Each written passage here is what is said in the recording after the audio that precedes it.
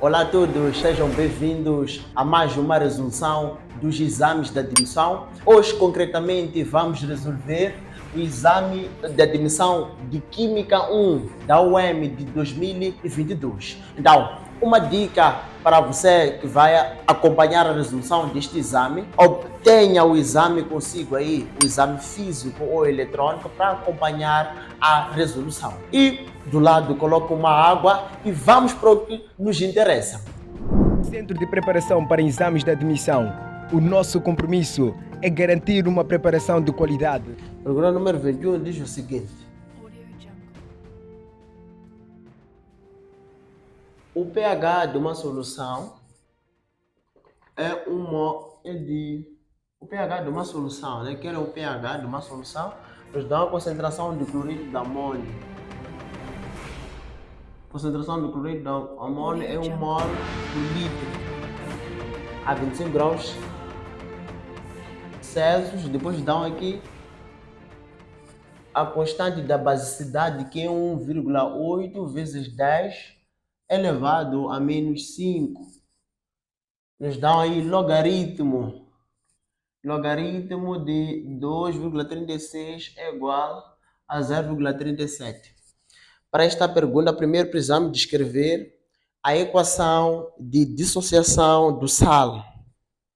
Na equação de dissociação do próprio sal, teremos aqui cloreto de amônio dissociando, isso aqui vai formar o íon amônio mais o anião cloreto. Está aqui formado. Depois, isto aqui é uma reação que ocorre em água em solução aquosa, preciso colocar. E depois vamos escrever a reação de formação de uma base a partir deste cátion amônio. Temos aqui cátion amônio, reage com a molécula de água, isso aqui vai formar o que nós chamamos de hidróxido de amônio mais íon hidrônio. Depois, aqui, a partir daqui, nós podemos colocar. Sabemos nós que no equilíbrio, aqui nós vamos ter as concentrações iniciais durante a reação, né? Nós sabemos que o reagente, o pH do nosso reagente, que no caso aqui é íon amônio, que tem a mesma concentração que o cloreto de amônio, porque aqui a proporção será de 1 para 1, 1 mol de cloreto de amônio estará para 1 mol de íon amônio, né? E nós sabemos que no início da reação, nós temos 1 mol, temos aqui durante a reação, e depois temos aqui o equilíbrio. No início, nós temos 1 mol, 1 de íon amônio, e temos os produtos quando iniciam a reação ainda não foram formados, não temos nada, então colocamos 0. Depois, aqui vamos colocar X positivo aqui, X positivo aqui, negativo. Então, no equilíbrio, temos que fazer a diferença entre as concentrações iniciais nos reagentes menos o que reagiu, menos a variação. Então, fica 1 menos X no equilíbrio. Aqui fica 0 mais X vai dar X. Aqui 0 mais X também vai dar X. Então, já é possível calcular aqui a constante de hidrólise. Então, obtendo a constante de hidrólise, vamos obter o pH desta solução. Então, vamos lá. Então, fica aqui, constante de hidrólise vai ser igual aqui a kW, que é constante da água, dividido por Kb. Nós sabemos que o kW é 1 vezes 10 elevado a menos 14. Então, a constante de hidrólise aqui vai ser igual a kW é 10 elevado a menos 14, dividido por Kb. Kb aqui é 1,8 vezes 10 elevado a menos 5. Isto aqui vai dar 5,55 vezes 10 elevado a menos 10. Então, já sabemos que aqui o X, aqui, já sabemos que o X ao quadrado aqui é o mesmo que dizer 5,55 vezes 10 elevado a menos 10. Então, nós queremos apenas um x, então vamos colocar isto aqui dentro de uma raiz.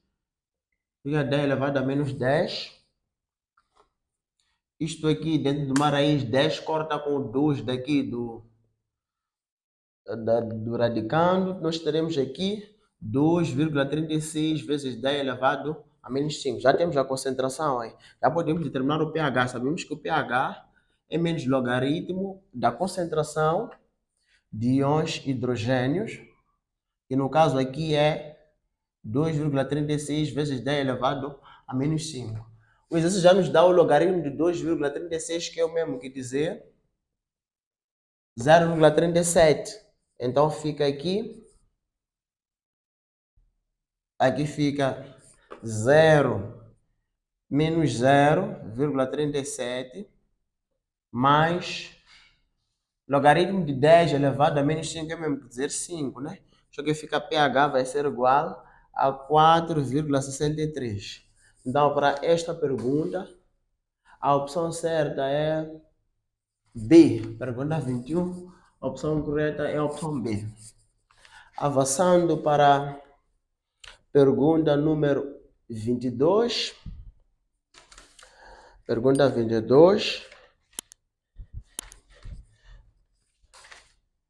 Na pergunta diz o seguinte: em uma solução de sulfato de cobre de cor azulada são adicionados fragmentos de ferro metálico. Vamos apagar aqui.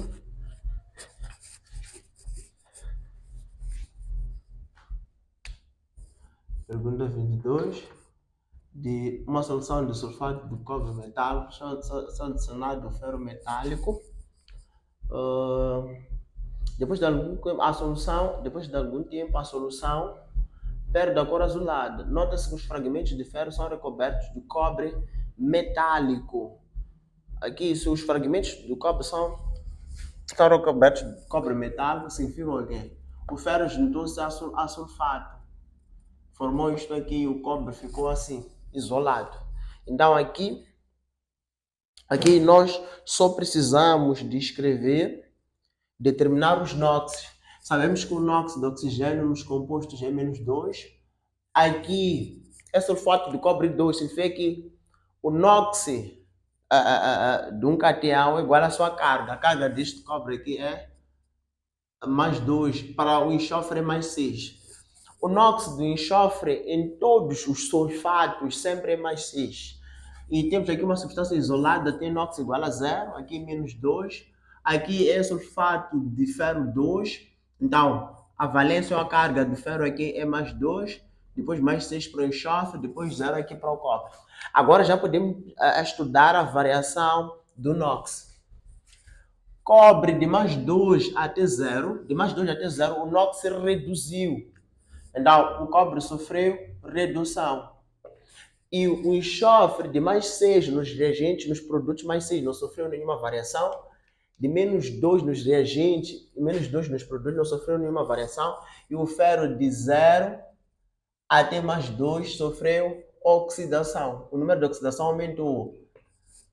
Passou de 0 para mais 2. Sabemos que toda substância, atenção, ao nível de uma reação redox, nós indicamos os agentes oxidantes e redutor nos reagentes, nunca indicamos nos produtos.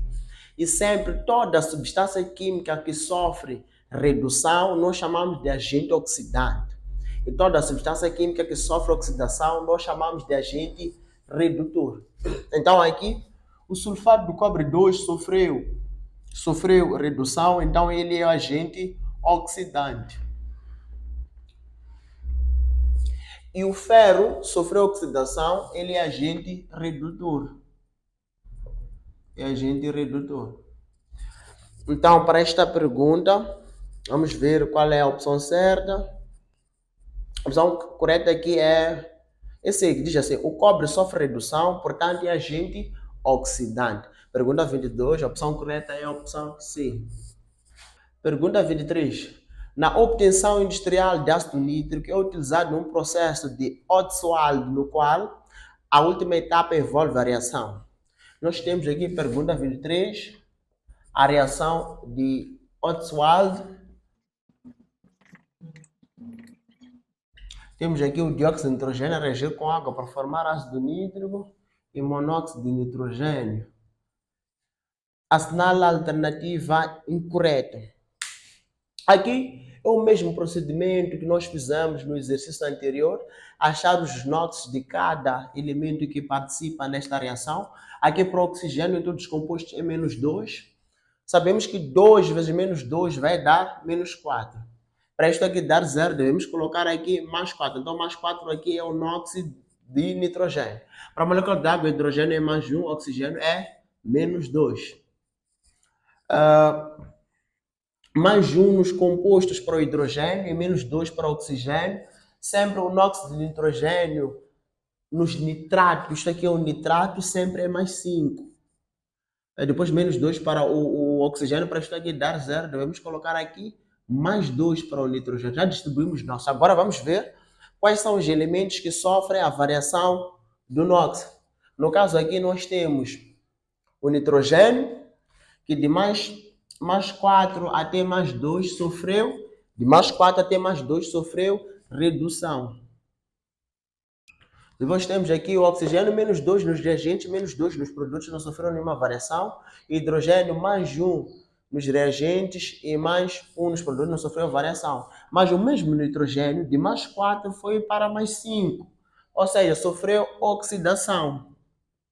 Então, quando uma espécie química sofre redução e oxidação em simultâneo, diz-se que é uma reação de desproporcionamento ou é uma reação de autooxidação. Então, aqui o dióxido de nitrogênio sofre a autooxidação, porque sofre redução e oxidação ao mesmo tempo. Aqui, para esta pergunta, querem a alternativa incorreta. A linha diz assim, esta é uma reação de oxirredução? Sim, é uma reação de oxirredução porque ocorre variação do NOx por parte de alguns elementos que fazem parte da reação. Depois, a linha B, nesta reação a água é agente oxidante. A água é o agente oxidante. Isso está errado. A água nem é agente oxidante, nem é agente redutor. Logo, a alternativa incorreta, que é o que nós estamos à procura, é B. Pergunta 23, opção correta é B. 24, os números de oxidação do boro. 24. Quero o número de oxidação do boro, de iodo e de enxofre.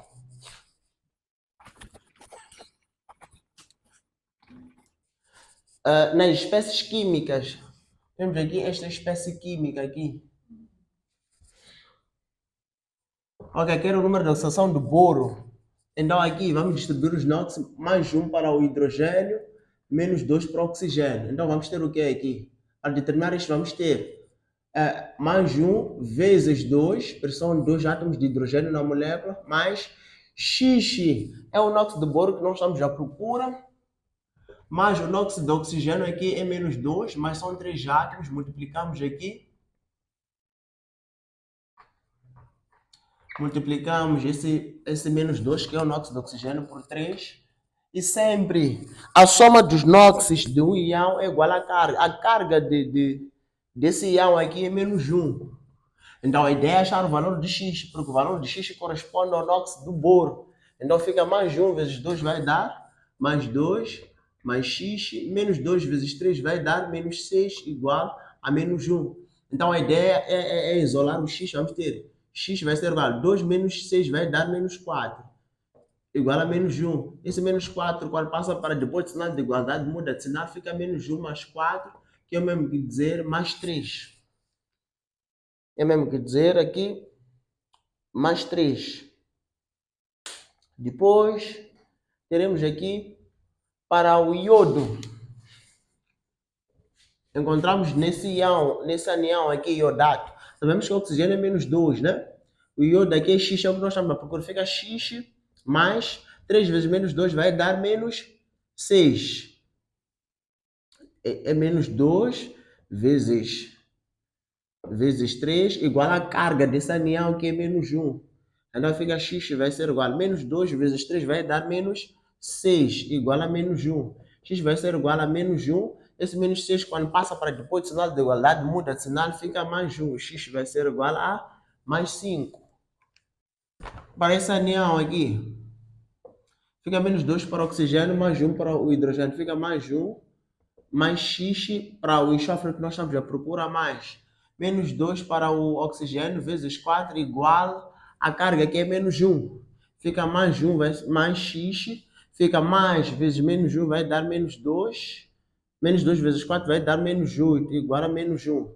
Fica aqui x, 1 menos 8 vai dar menos 7 igual a menos 1. E é só passar o menos 7 para depois do sinal de igualdade, ele muda de sinal. De negativo passa para o positivo. Então fica menos 1 mais 7, isto aqui vai dar mais 6. Ok, mais 3, tem que ser mais 3, depois mais 7, depois mais 6. A opção correta é a opção C. Pergunta 24, a opção certa é C. Pergunta 25. A vida de uma pilha com as duas semireações pode ser aumentada usando-se. Ok, eu vou desenhar aqui a possível pilha para esta reação.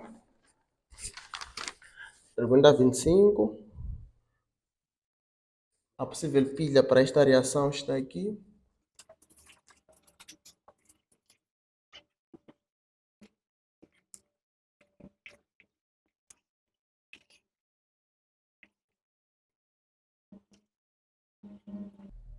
Temos aqui a ponte salina. Ok, vamos lá. Vamos acompanhar aqui. Aqui, a partir dessa pilha, conseguimos ver que é assim, numa pilha na eletroquímica, a espécie química onde tem um polo negativo, nós chamamos de ánodo. E sempre cá no ánodo ocorre a semireação de oxidação. No ánodo ocorre a semireação de oxidação. Vamos representar a semireação de oxidação de zinco. Teremos o seguinte: zinco 0 para formar zinco positivo mais 2 eletrões perdidos. Os eletrões da semireação de oxidação ficam ao nível dos produtos. E na espécie química que ocorre, que tem um polo positivo, que nós chamamos de cátodo, vai ocorrer a semireação de redução. Na semireação de redução, o cobre aqui vai ganhar os 2 eletrões. Estes eletrões ficam ao nível dos reagentes. E aqui, sempre o elétrodo maior sempre será o elétrodo que sofre oxidação. Daí que a opção A está certa. E depois, outra opção correta é a opção C, que diz assim: uma solução de sulfato de cobre, a solução de sulfato de cobre 2 é mais diluída. Isto aqui. Uma vez que aqui o cobre ganha eletrões, se o cobre ganha eletrões, o tamanho da placa aqui vai aumentar. Se o tamanho da placa aumenta, a solução vai ficar mais diluída. E, para outro caso, para o zinco, o tamanho da placa vai reduzir, não é? E se reduz, a solução fica mais concentrada. Então, conseguimos ver que nessa pilha o zinco sofre oxidação por perda de eletrões, o cobre ganha eletrões e, consequentemente, sofre redução. E quanto maior for o elétron de zinco da matéria, os eletrões, maior será a vida útil da própria pilha. Então, aqui para essa pergunta número 25, a opção correta é a opção A. A e C, né? A e C faz sentido. Estranhamente, nesse exame, as opções corretas é A e C. E aí estão à procura de Mônica, opção, não sei como vai fazer. Mas A e C está certo. Pergunta 26. Considere a seguinte equação que representa a equação de oxirredução. Ok? Temos aqui. As substâncias oxidadas e reduzidas são, respectivamente. Primeiro, para saber quem são as substâncias oxidadas ou reduzidas, precisamos de distribuir os NOx. O NOx de uma substância elementar, uma substância simples, é 0. O flúor do sétimo grupo é menos 1. O hidrogênio do primeiro grupo é mais 1. O flúor aqui está sozinho, é 0. Para a água é menos 2 para o oxigênio e mais 1 para o hidrogênio. Para o hidrogênio, agora vamos verificar quem são os elementos que sofreram variação do NOx. Quem sofreu redução, quem sofreu oxidação.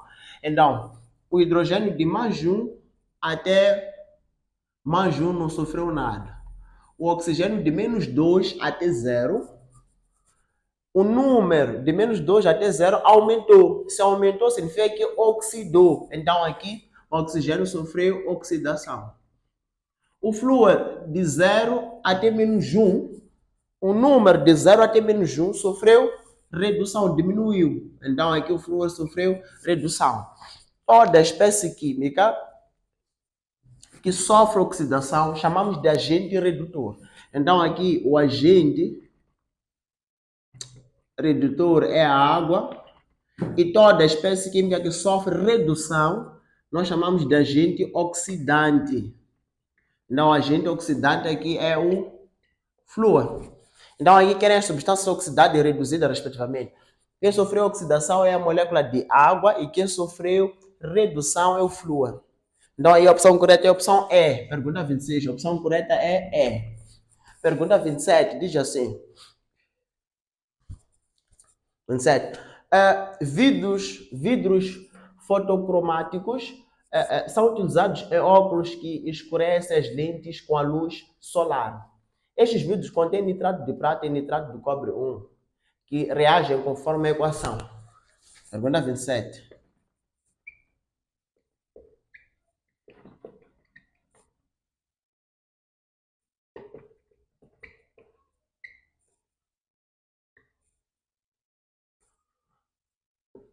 Temos aqui a equação. A reação direta ocorre em presença da luz. A reação direta é aqui, essa é a primeira seta, é em presença da luz. E a reação inversa é sem a presença da luz, aqui, sem luz. Em relação a essa reação, é correto afirmar que, primeiro aqui, já distribuíram os nossos, já nos facilitaram. Vamos lá. Prata, vamos lá para a prata. Prata de mais 1, quando aparece o sinal, a carga é positiva, significa a carga é mais 1 e sempre no íon, o NOx do íon monotômico é igual à carga, né? Se a carga aqui é mais 1, significa que o NOx é mais 1. Vamos lá. Prata aqui de mais 1 até 0, o número reduziu, sofreu redução. E cobre, de mais 1 até mais 2, o número aumentou. Se aumentou, sofreu oxidação. Então, prata na reação direta sofre redução. E cobre também na reação direta sofre oxidação.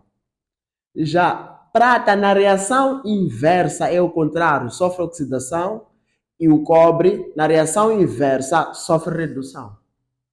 Então, no sentido de formação dos produtos, prata sofre redução, cobre sofre oxidação. No sentido de formação dos reagentes, prata sofre oxidação e cobre sofre redução. Então, prata com a presença de luz sofre redução, cobre também sofre oxidação com a presença de luz. Com a ausência da luz, prata sofre, com a ausência da luz sofre oxidação e cobre sofre redução. Então, aqui para esta pergunta, vamos verificar qual é a opção correta. Então, vamos verificar aqui a opção correta. Com a luz, a prata se oxida. Com a luz, a prata reduz. A linha B, com a luz, o cobre se reduz. Está aqui, o cobre com a luz oxida. Está errado. A linha C, Com a luz, a prata é agente oxidante. Sim, é verdade. Toda espécie química que sofre redução nós chamamos de agente oxidante. E prata com a luz é agente oxidante. E cobre com a luz será agente redutor. Então a opção correta para esta pergunta número 27 é a opção C. Vamos lá para a pergunta 28. Pergunta 28 é só prestar atenção na imagem. Na imagem aí, ilustrado acima, diz o seguinte. A ilustração a seguir mostra, essa ilustração aí, a eletrólise de uma solução aquosa de cloreto de cobre. Sobre o sistema, é correto dizer, primeiro, aí nós conseguimos ver que é uma solução de eletrólise que é formada por cobre e cloro. Aqui o mais importante que você precisa saber, é assim, é só verificar o fluxo de eletrões. O fluxo de eletrões aí, consegue ver nas setas, né? Nós temos a seta que vai para cima, depois temos a seta que vai para baixo. Significa o fluxo de elétrons. O fluxo de elétrons sempre ocorre no sentido de ânodo para o cátodo. Então, se ocorre no sentido de ânodo para o cátodo, significa que toda espécie que sofre redução é o polo positivo, é no cátodo. E sempre na semi-reação de eletrólise, o cobre sempre sofre redução. Se o cobre sofre redução, significa que a reação que ocorre no cátodo é de cobre. Então, aí a opção correta para essa pergunta é a opção B. Avancemos para 29. 29 diz o seguinte. Na eletrólise, a quantidade de eletricidade necessária para libertar o equivalente grama de uma substância é de 1 Faraday. É de 1 Faraday. A opção correta aí é a opção B. A opção correta aí é B. Ou seja, a quantidade de eletricidade necessária para libertar um equivalente grama de uma substância é de 1 Faraday. Primeiro temos aí as leis de Faraday. A segunda lei diz o seguinte. A massa da substância eletrolizada, bem como as substâncias formadas nos elétrodos, é diretamente proporcional a equivalente grama. Ou seja, a massa, na pergunta 29, a massa das substâncias eletrolizadas, bem como as substâncias formadas nos elétrodos, é diretamente proporcional a equivalente grama. Aqui temos esta segunda lei. A fórmula que está relacionada com a segunda lei de Faraday. A opção correta é B, 29. Pergunta 29, uma pergunta muito interessante, diz o seguinte. Uma corrente elétrica, pergunta 30, de 0,965 amperes, aqui a intensidade, vamos tirar os dados, pergunta 30. Temos aqui a intensidade é 0,965 amperes, fluiu durante 10 minutos, o tempo é de 10 minutos, através de uma solução de sulfato de cobre. A massa em gramas de cobre, que é a massa do cobre,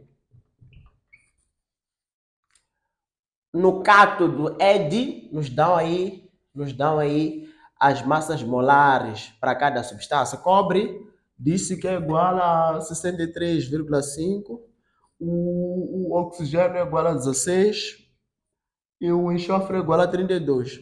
Então, aqui vamos determinar a massa molar do sulfato de cobre para calcular o equivalente grama do próprio cobre. Então, a massa molar é a soma das massas atômicas de cada elemento. Para o cobre aqui é 63,5, mais o enxofre é 32, mais o oxigênio, né? Aqui são 4 átomos de oxigênio, vamos ter 16 vezes 4. Aqui a massa molar desta substância aqui, a massa molar desta substância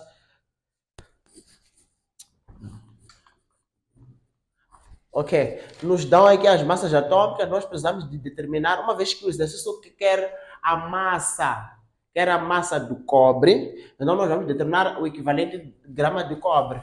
o equivalente grama de um elemento é igual à massa molar do mesmo elemento dividido pela sua valência ou carga. A valência aqui deste cobre, uma vez que é sulfato de cobre 2, é 2. Então, a massa molar aqui de cobre é 63,5.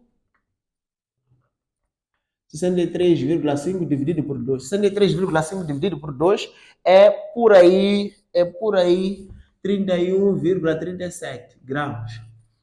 Ok? Nós conhecemos a fórmula que diz assim: a massa vai ser igual à intensidade vezes o tempo vezes o equivalente grama dividido pela constante de Faraday, que é 96.500. Aqui nós queremos a massa, só substituir os valores. Para o caso de intensidade, é mesmo que dizer, tem três casas depois da vírgula, é só deslocar as três casas para a esquerda. Vamos ter 965 vezes 10 elevado a menos 3 amperes. Então, se eu colocar aqui 965 vezes 10 elevado a menos 3 amperes, o tempo, a unidade do tempo no sistema internacional é dado em segundos, aqui aparece em minuto. Nós sabemos o quê? Sabemos que um minuto equivale a 60 segundos. Então, 10 minutos está para X. Então, fica 600 segundos. Então, 10 minutos é mesmo que dizer 600 segundos. Então, vamos ter aqui 600 vezes o equivalente de gama, que é 31,75, dividido por 965. Ok? Química acaba aqui. Aqui só resta a matemática. Então, vamos fazer essas operações matemáticas para ter o resultado aqui. Este 0 simplifica com este 0, 0 simplifica com este 0. 965 simplifica aqui. Então, fica a massa vai ser igual. A massa aqui vai ser igual a...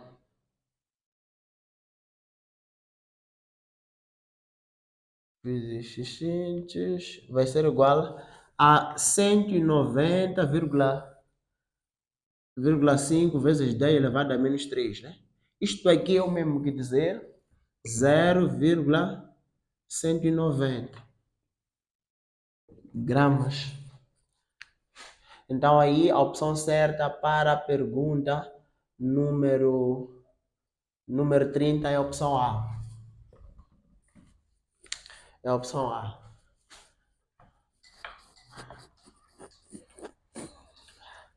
É a opção A. Vamos lá a seguir, entramos para a química orgânica, diz assim, 31, o composto de fórmula. O composto de fórmula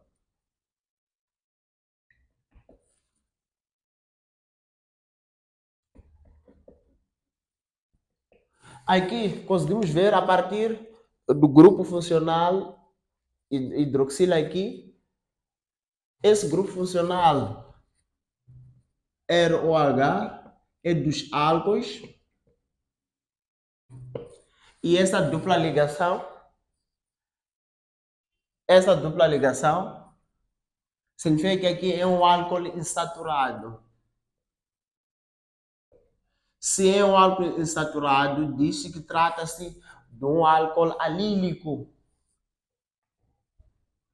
Isso aqui é um álcool alílico. Então, a opção correta pode ser chamado de álcool alílico. Um álcool que contém um dos carbonos é insaturado. Então, a opção correta aí é a opção C. Pergunta 32, 31 é C. Vamos para a pergunta 32. Pergunta 32 diz o seguinte: a substância, não, no composto, temos este composto aqui.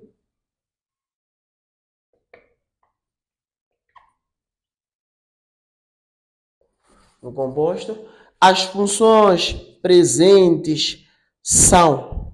Querem saber quais são as funções aqui presentes? Primeiro, aqui, quando nós temos isto aqui é o grupo funcional das aminas. E quando nós temos isto aqui,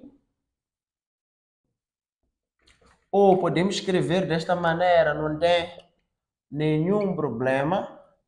Ou quando nós temos isto Isto aqui, isso tudo aqui é o grupo funcional dos ácidos carboxílicos. Ácidos carboxílicos. Então aqui nós temos essa parte que constitui a amina e temos esta parte que constitui os ácidos carboxílicos. Então aqui os grupos funcionais presentes nesse composto, temos aqui amina e ácido. Então a opção correta para a pergunta 32 é a opção D.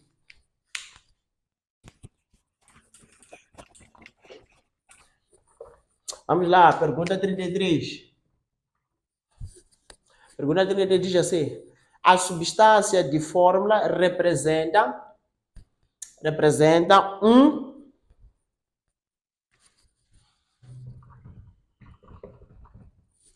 Ok?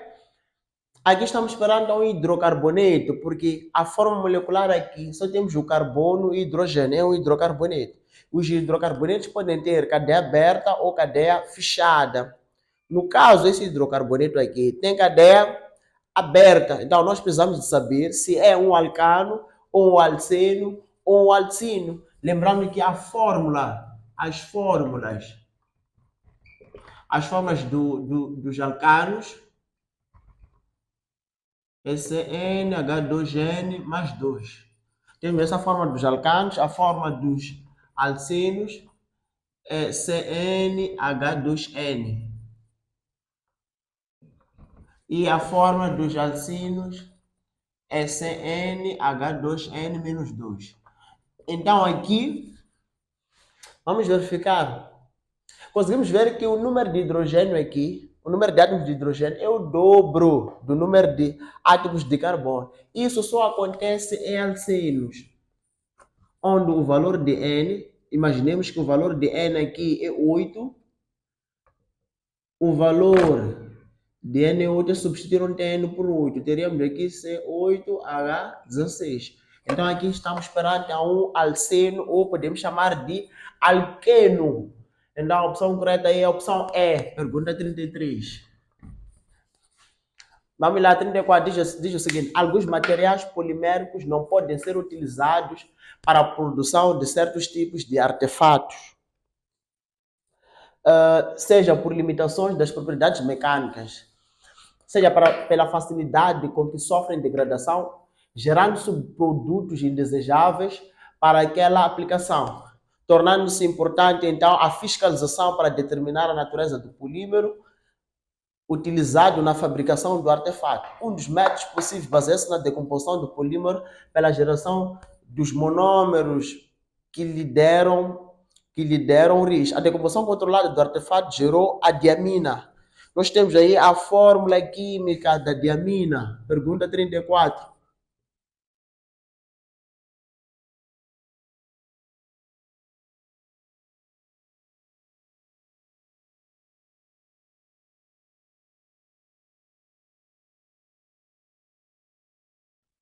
Esta fórmula aqui parece complicada, enquanto não tem nada de complicado, é só questão de prestar atenção.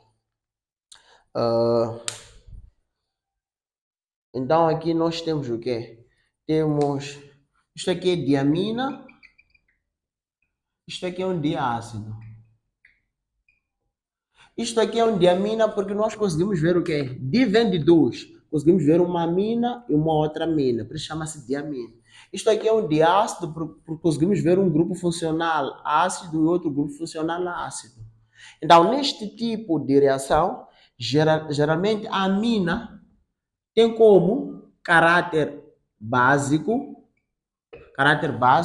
e temos o ácido, este grupo funcional aí tem caráter ácido. Então, básico e ácido, ou base e ácido, vão se neutralizar. E só vamos precisar de juntar o resto. Para juntar o resto é bem fácil. Vamos ter esta reação.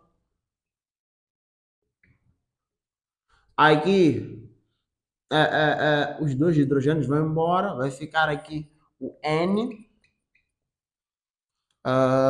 E depois teremos aqui a parte do diácido, onde nós vamos ter aqui o grupo carboxila. Depois teremos aqui o restante da molécula durante esta reação. E geralmente forma-se água no final. Então, a substância que aqui é formada, é só questão de verificarmos aqui. A substância formada para esta pergunta é um polímero. É um polímero de amina, tá aqui, polímero de amina. Então, é um poliamida. Isso aqui é um poliamida. Se é um poliamida, a opção correta para essa pergunta é a opção B. É a opção B. Pergunta 35. Se vamos para a pergunta número 35.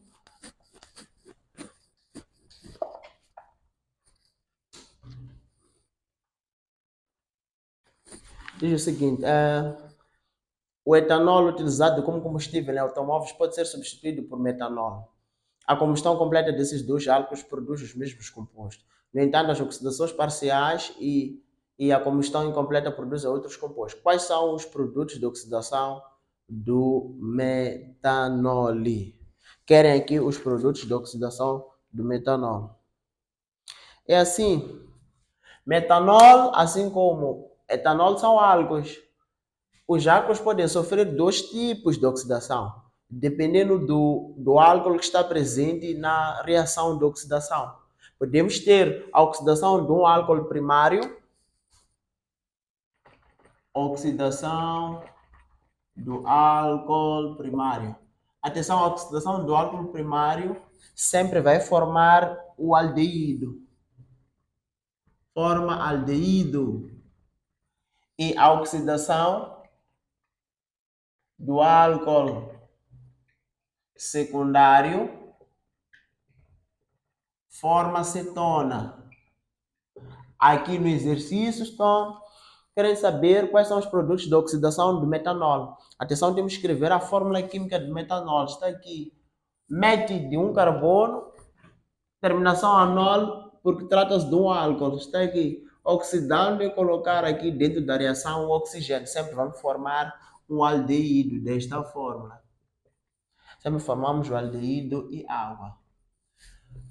Sempre a oxidação do metanol, vamos formar aldeído e água. Aldeído e água. Então, esta substância aqui formada é metanol. É metanol. E a oxidação de um álcool secundário. Um álcool secundário podemos ter, por exemplo, aqui, este álcool. Isto aqui é um álcool secundário porque a hidroxila, que é o grupo funcional dos álcools, está ligado ao carbono secundário. Este chama-se carbono secundário porque está ligado a dois carbonos. E sempre neste tipo de oxidação aqui, sempre vai se produzir sempre a acetona. Onde aqui essa hidroxila vai se juntar com esse oxigênio para formar a molécula de água como produto.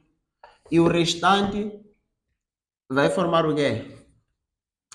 O restante vai formar acetona. Vai formar acetona. Então nós temos isso. Uma acetona. Então a substância que seria formada aqui seria uma acetona. Mas a pergunta é que era a oxidação dos álcools primários. No caso que é o metanol. Metanol é um álcool primário. E sempre vamos formar o metanol. Então a opção correta para a pergunta 35 é a opção D. Depois 36, só acompanhamos a pergunta 36, diz o seguinte: pertence à classe das aminas primárias o composto que se obtém pela substituição? Primeiro, aqui, chama-se amina primária. A amina primária surge pela substituição de um dos átomos de hidrogênio pelo radical alquila. Pergunta 36, a opção correta é A. Onde o grupo funcional de uma amina primária vem assim. Uma amina tem assim, vem assim. Normalmente, a amina surge a partir da substituição dos hidrogênios da amônio. Veja aqui, a amônio apresenta NH3. Geralmente, quando nós formamos a própria amina, um dos hidrogênios aqui desses três será substituído pelo radical alquila. Ele chama-se radical alquila. Radical alquila. Fica NH2. Agora o nitrogênio fica combinado com dois átomos por causa deste radical. Então a opção correta aí é a opção A. Já uma amina, só para enriquecer o seu conhecimento, uma amina secundária é aquela que os dois hidrogênios são substituídos pelo radical, por dois radicais alquilas, que fica assim. Em vez de ter três hidrogênios, passa a ter um hidrogênio, porque os dois foram substituídos. Já uma amina terciária, todos os três hidrogênios da amônia, do amoníaco são substituídos e fica assim. Não vai ficar com nenhum hidrogênio essa molécula de nitrogênio. Então a opção correta para a pergunta 36 é a opção A.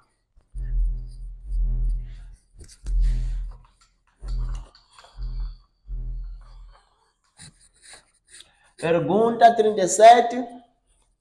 Pergunta 37 diz assim: um composto que apresenta o radical alquila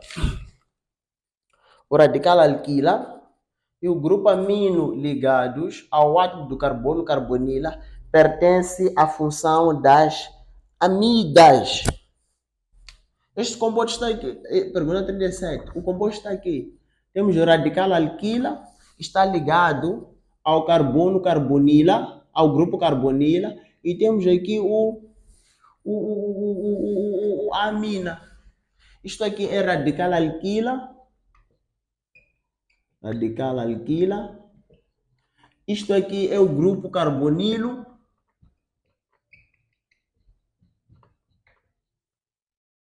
Carbonilo.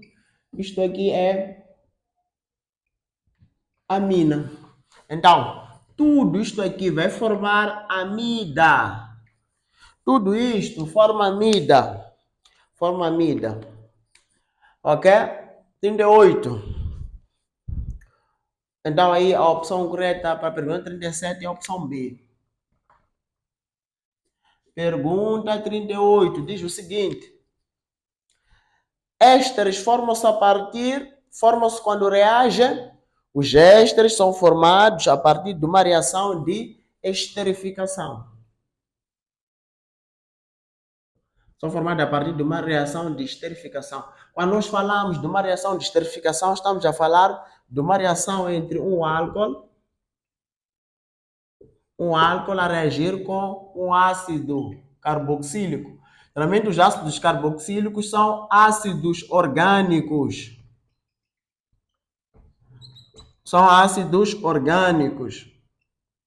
Onde nós teremos aqui podemos dar um exemplo. Podemos ter aqui um álcool, pode ser o metanol, a reagir com ácido metanoico. O ácido metanoico apresenta esta fórmula. Aqui, geralmente, o grupo hidroxila junta-se com o hidrogênio. Vai formar o quê? A molécula de água. E depois aqui nós teremos o quê? Teremos esta parte do grupo carboxila a se ligar com o radical do álcool. Então fica assim a reação. Então a opção certa para a pergunta 38 é a opção B, álcools e ácidos orgânicos. Pergunta 39.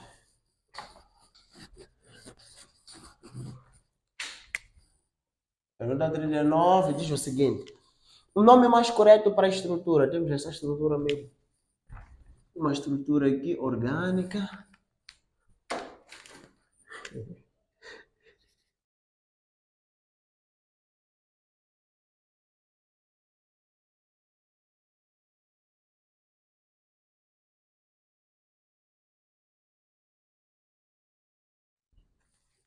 Para dar nome a um composto orgânico, primeiramente, isto aqui é um álcool. Conseguimos ver que é um álcool a partir do grupo hidroxila ligado a um dos carbonos.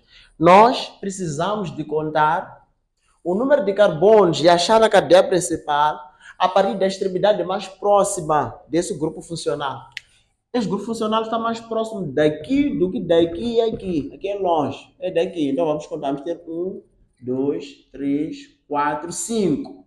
Então aqui é 4, 5, 6. Então geralmente a cadeia principal é a cadeia mais longa que apresenta a sequência de carbonos na molécula. Então, e depois, tudo que está fora da cadeia principal, nós chamamos de radical. Então, o radical aqui é um radical que possui apenas um carbono. O prefixo grego a se usar é met e a terminação nos radicais é il. Então, aqui fica metil. Este radical metil está ligado ao quarto carbono. Então, fica aqui 4-metil. E depois, dar nome à cadeia principal e indicar a posição da hidroxila na cadeia principal. Essa hidroxila está no segundo carbono, fica 2. Depois, tem quantos carbonos na cadeia principal? Tem 6. Então, o prefixo a se usar é hexa. E a terminação sempre nos álcools é anol. Então, fica 4-metil, 2-metil, 2-hexanol. 2-hexanol. Então, a opção correta para a pergunta 39 é a opção E. Por fim, última questão. Um exame extremamente exaustivo. Por isso, no dia do exame, eu lhe aconselho a comer, para ir fazer bem o exame. Porque os exames geralmente são realizados ao mesmo tempo, tanto biologia assim como química, né? Então, é importante comer, beber uma boa quantidade de água para poder ter energia. Pergunta 40. Pergunta 40 diz o seguinte: qual das afirmações a seguir sobre funções orgânicas está incorreta? A opção A diz assim: todo hidrocarboneto possui apenas carbonos e hidrogênio. Está corretíssimo. B. Os haletos orgânicos são derivados da substituição de um ou mais hidrogênios por átomos de halogênio. Está correto. A opção C diz assim: os aldeídos possuem um grupo carbonilo entre 2 átomos de carbono. Aqui, aldeído apresenta esta fórmula aqui. Apresenta esta fórmula, o aldeído. Disse que isso aqui chama-se grupo carbonilo. Disse que no aldeído vai apresentar entre o grupo carbonilo os 2 radicais, assim, desta maneira. Isso está errado. Isso só acontece nas cetonas. Então, a afirmação incorreta que estavam à procura nesse exercício é a opção C, é que está incorreta. Então, chegamos ao fim de mais uma resolução do exame de Química.